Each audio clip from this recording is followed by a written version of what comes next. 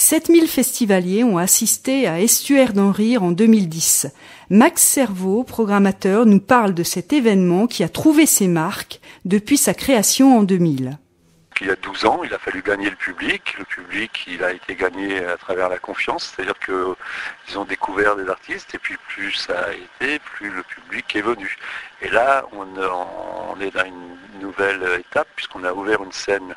C'est la petite scène extérieure. Pour être très honnête, c'est pas un franc succès parce que à 14h45, quand on a ouvert la porte, bien qu'étant à l'extérieur, quand on dit ça y est, on peut ouvrir, on entre au public, là, les premières gouttes d'eau sont arrivées.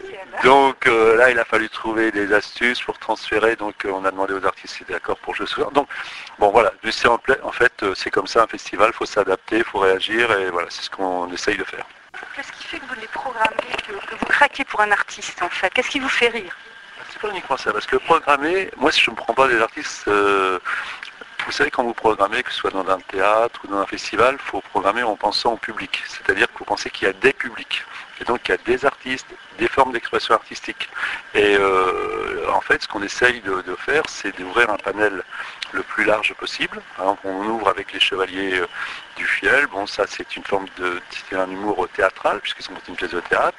Le lendemain, c'était Gaspard Proust, c'est plus du texte, un peu intellectuel, même beaucoup. Et puis, hier soir, c'était du musical, spectacle musical. Ce soir, c'est du cabaret. Donc, de proposer au public un panel le plus large possible, pour un public plus ou moins informé, plus ou moins attentif. Voilà, c'est-à-dire qu'il faut qu'il y en ait pour tout le monde, pour que le plus de gens possible puissent venir. Le seul critère étant la qualité, quel que soit le registre, quel que soit l'âge. Ce qui est important, c'est que ça soit pertinent et d'une qualité exceptionnelle. Je ne sais pas si c'est toujours exceptionnel, mais c'est la volonté. C'est un public de passage ou c'est un public qui vient spécifiquement pour découvrir ou rencontrer un artiste? Moi, je pense que le public, il vient d'abord géographiquement, il y a une bonne proportion de Honfleurais. Mais comme c'est une petite ville, quand même, Honfleur, c'est 8 000, 8-9 000 habitants. Donc après, je pense qu'on touche de Deauville jusqu'à Pont-l'Évêque, Lisieux, géographiquement, voilà. Et puis, il ne faut pas négliger non plus le public havrais. Qui est une style voisin, c'est à 20 minutes d'ici, certes il y a le pont et celui-ci est payant, mais on a un bon public du Havre et on a un soutien également des entreprises havraises, ce qui nous permet aussi d'exister. Pourquoi le choix du mois de septembre pour un tel festival? Pourquoi le choix du mois de septembre? Parce qu'on ne voulait pas que ce soit un festival pour les touristes. Et on voulait que les touristes puissent venir, ce qui est le cas. Mais notre priorité, c'est les gens de la basse et haute Normandie. Vous nous parlez un petit peu du programme de ce soir? Alors le programme de ce soir, c'est une belle histoire. C'est parce que moi je suis directeur de théâtre dans la région parisienne et on monte des productions. Voilà. Et il y a un des artistes de ce soir, Vincent Roca, avec lequel je dînais il y a 2 ans peut-être.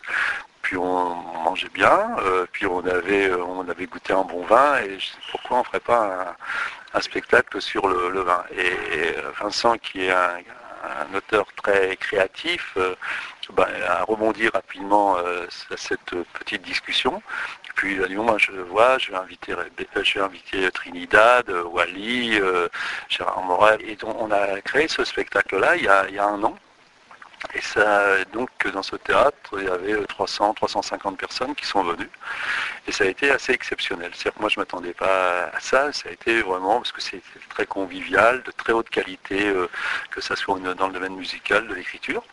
Et il y avait, dans cette salle, il y avait, puisque c'est ce soir, il y avait deux représentants du monde de la viticulture. Et ils ont été enthousiasmés. Alors, et on a été sollicités pour remonter ce spectacle qui va être joué une dizaine de fois en France, mais essentiellement dans les régions viticoles.